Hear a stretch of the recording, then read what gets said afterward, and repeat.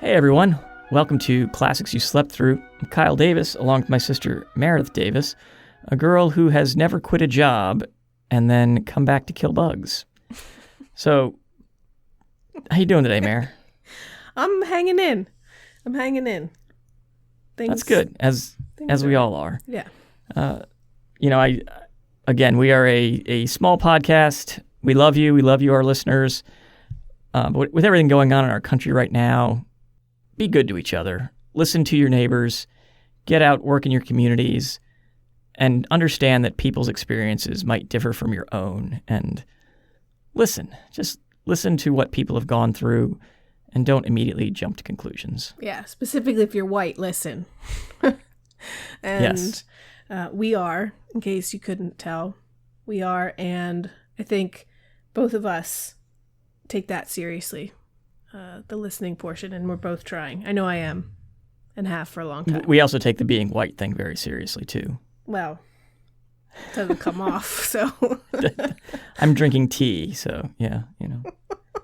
Is that a strictly white thing? I really don't think it is. You can't claim that. Know. How patriarchal of you. It's not. Exactly, it's not. So anyway, today we're wrapping up our discussion on Franz Kafka's The Metamorphosis. I want to shout out to Franz Kafka Diaries on Twitter, which is a bot which every day tweets out a bit of Franz Kafka's diaries, hence the name. But also, they also will like automatically any tweet that mentions the full name Franz Kafka. Oh. So if you ever need to get a quick tweet or a quick like on a tweet, just put Franz Kafka on there for no reason, and Franz Kafka Diaries will automatically like your tweet. So it's a bot that kind of does what you did with your It's a Wonderful Life Twitter, but you're not a bot. I'm not a bot, which is why I couldn't sustain it. I probably should just get a bot and have that work. Can you get bots? Could I get a bot? You can get bots. You can get a bot. We should get a bot. Put it to work for you. Is it like a real robot that would come and like type on my computer? Because that's what I want. If you had that, they could also kill any large bugs that spontaneously generate in your home. They come with apples. Yes, and I think that would be useful. So the last 2 weeks, we have read Franz Kafka's The Metamorphosis and discussed it. Today, we're just going to kind of give a holistic overview of kind of what we thought, and now that we've sat with it for a little while and thought about it. So, Mare, why don't you kick us off? You've done a little, before we started, you were saying you did a little research into this, which is far more preparation than I've done. I did. I just wanted to see what else was out there, because I know Kafka, for me, as a person who's been in academia in the English world, is a well-known name. His works are pretty well-known. But then outside of that, I don't think everybody else has been like, who? Anybody I talk to about what we're reading and what we're doing. So I wanted to look up some stuff about this book specifically, not diving too deeply into Kafka and his overall works themselves. But and I think if you say Franz Kafka to most people, I think this is the only book they think Probably. of, right? Like, I certainly couldn't name any other of his books. Yeah. And I think the word, as we discussed in one of the earlier episodes, Kafkaesque is certainly a term people have heard. Right. Meaning surreal or strange or disorienting. Which, in my research, I learned that Kafka, the disorientation that you mentioned in one of the earlier episodes, was pretty not heavy-handed, but he wanted us to feel that way. Deliberate. Yeah, it was deliberate. There you go. In that he avoided being specific about the type of bug. We know he's got many legs, and we were like, is it a cockroach? Is it a beetle? Is it whatever? But it is just a creepy, crawly, cowering vermin, which in English we think of vermin as rats or mice. True. But in this case... He does say many legs. He did say many legs. Yeah. So... but it is disorienting. So much of it is disorienting. So what kind of bug is it? And you're trying to figure it out, and you have to just pick a picture. But then we were talking earlier, when you're trying to do the layout of the house in your mind, there are all these doors and the stairs, and they have these borders, and where are they? Off the side of the living room, where they also eat, where they also I can't quite picture the geography of the house myself. You're right, because Gregor's room itself had multiple doors because his sister had a door on the sides, and then his main door was a double door, which is rather strange. And from that door, he could sneak into the kitchen directly, as well as see into the living room. They had a staircase, you're correct, which when the company man came over, he looked down the staircase when he was, so, from that I was picturing like a foyer, but then at the very end of the book, he's going down, the three guys, the boarders, when they leave, are going down the stairs, and then they pass a delivery boy and then pass out of the mind of the family. So then I was picturing them in an apartment with a staircase outside. So, you're right. Is this a single level, multi-level apartment? You're right. I can't picture the exact layout of what this would be. It's very odd. When you describe Gregor's room, it almost sounds like he's in some kind of strange observatory of the house where everything kind of rotates around his room and he can access any point, which would be really weird architecture, I think, for anywhere. I could be wrong, but it seems weird. And then we've got the characters. So we've got the maid who quits immediately, terrified of Gregor, but then suddenly we've got a cook who seems to be okay with being there, who locks herself in the kitchen. And then we get a new maid. So who are these people passing in and out? We're not sure. And as we had discussed, Gregor was supporting the family. So Kafka's giving us this image of a very poor family, and yet they have all these domestic helpers in the house that they employ. I think Gregor finding out that his family had, if they were frugal, 2 years of savings that they could live off of. While he's working really hard to pay off his debts, I think he found that quite disorienting because he's working this job that he doesn't care for. And lo and behold, his dad's got money and is totally able to work. But he was kind of loafing around. When pressed into it, his dad immediately is healed and goes back to work. And is apparently trimmer and fitter than he's been in years. I was speaking with one of our listeners. It was Mom. I was talking to Mom.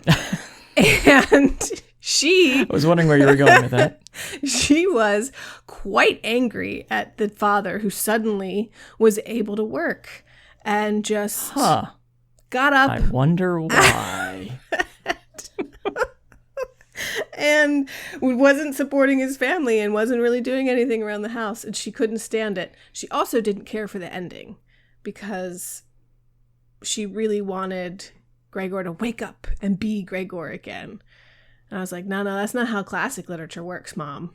That might be how your pop... What we're saying then is if we're overlaying this book directly onto our own family, I'm going to fall into a deep depression or become a bug and just die. Aww. That's fantastic. Thanks. Shout out to Mom for that. Why do you think it's you?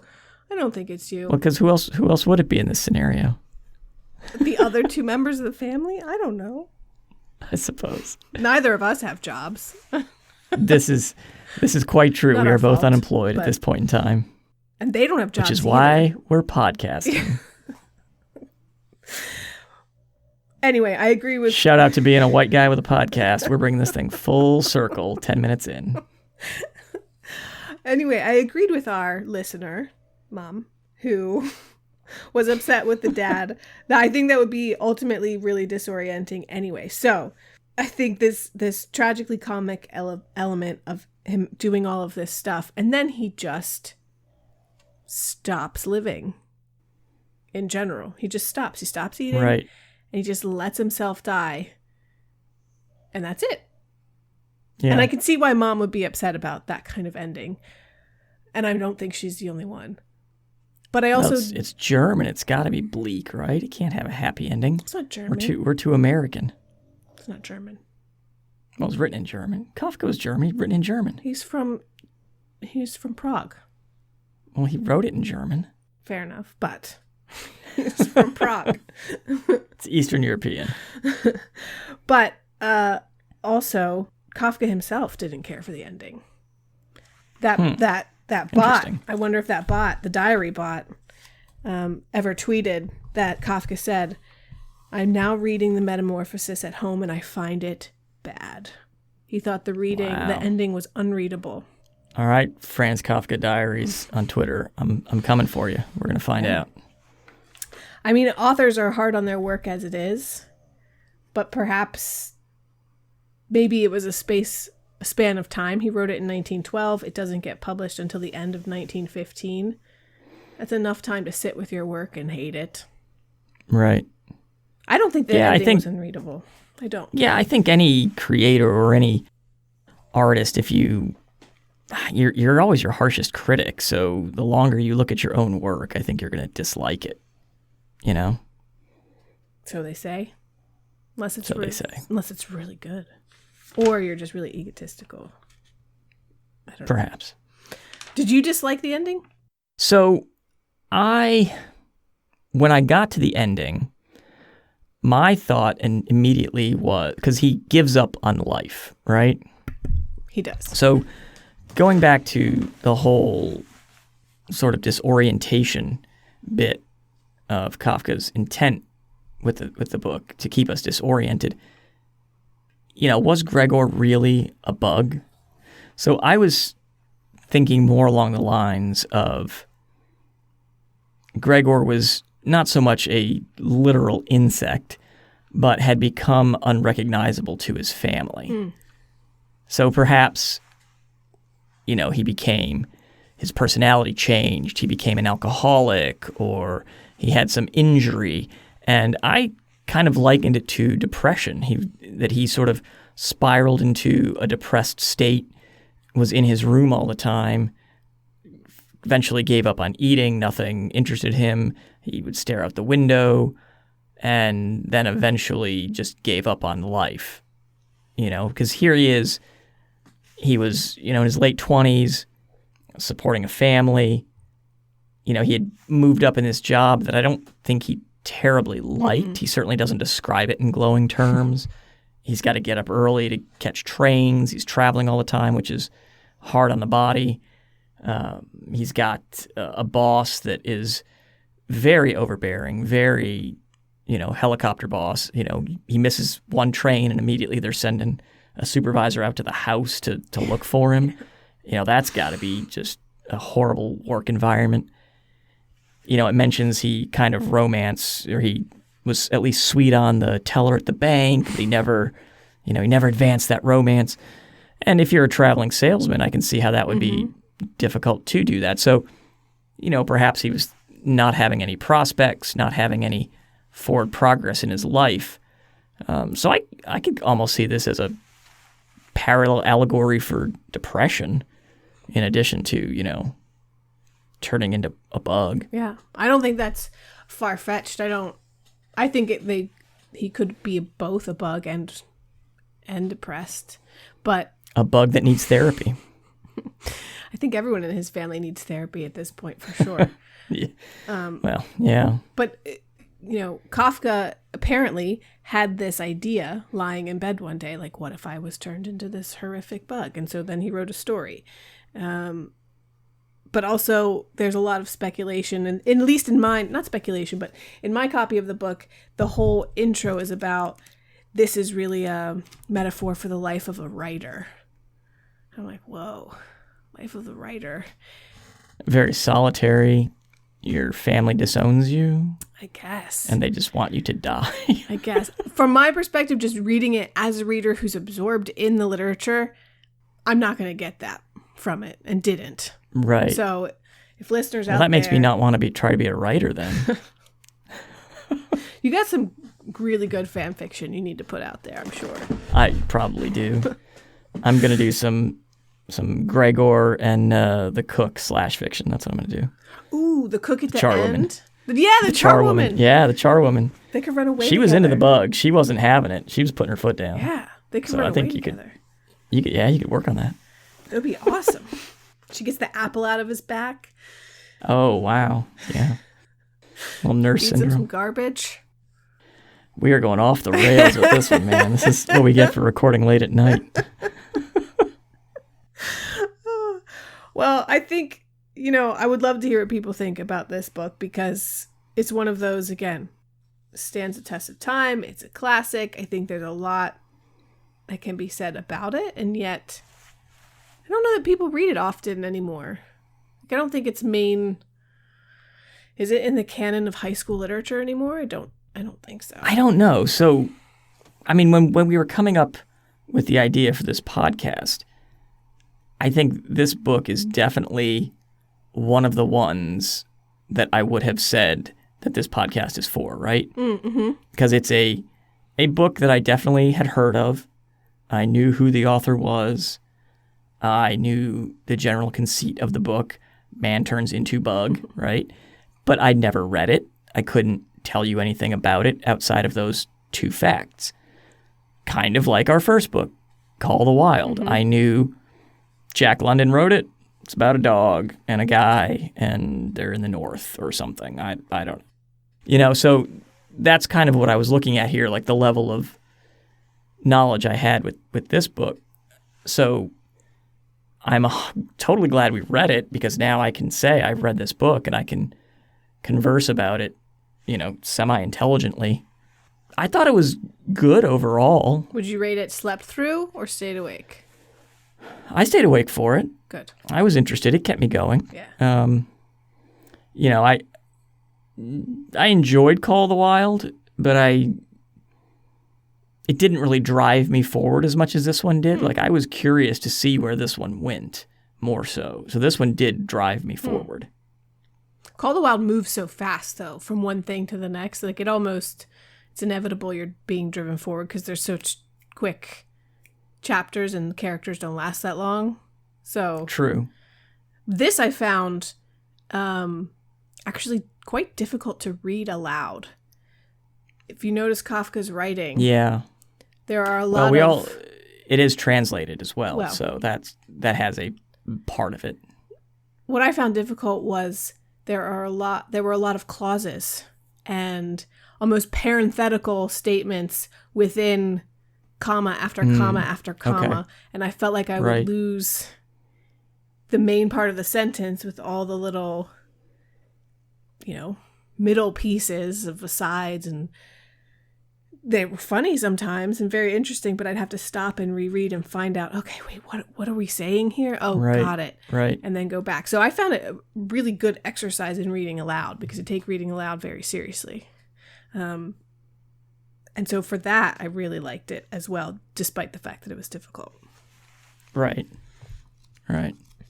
Well, this book, an author you were familiar with a bit, but our next book, an author. Our next book, I am very excited about. Yeah. Talk about driving forward. Oh, yeah. This one I found impossible to put down, spoiler, for our final discussion on it.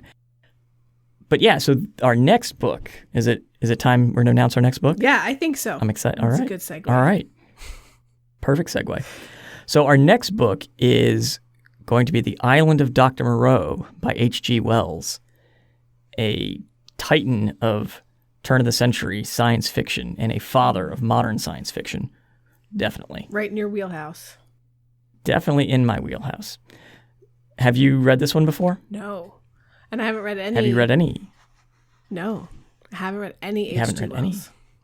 So I have read some H.G. Wells. I've read kind of the big ones, Invisible Man, Dr. Jekyll and Mr. Hyde, Time Machine, but I've never read Island of Dr. Moreau. So I've heard of it, know the author. This one I know the author a little more, heard of the book, never actually read it. So I'm very excited to be diving into this one on our next episode. Yeah, agreed. I heard of this particular book from two friends way back in the day, but didn't really know much about it other than it was kind of weird, kind of horror, kind of creepy. Dude, I loved this book. I couldn't put it down. I kept wanting to read it and pick it up and read the next chapter on my own. So I've read it like twice already because I read it aloud, but I also read the whole thing just on my own without relation to actually recording for the podcast. So I'm really excited for everybody. So major spoilers on your feeling towards book number 3 before we even started book number 3. Oh, are we not supposed to talk about how we feel about them? See, now we're going behind the curtain on when we record episodes, right? Oh, so yes, our next book is going to be The Island of Dr. Moreau by H.G. Wells. And tomorrow you will find the first 13 chapters, the first half of the book in your feed. This is another fairly short one. Much like books in those days, especially science fiction, it was first published as a serial. So the chapters are rather short because they were serialized in magazines at the time, and then eventually compiled into a book and then published as a single volume. So it moves very quickly. It's a short book. We'll be through this one in 2 weeks. So our first 3 books have all been 2-weekers.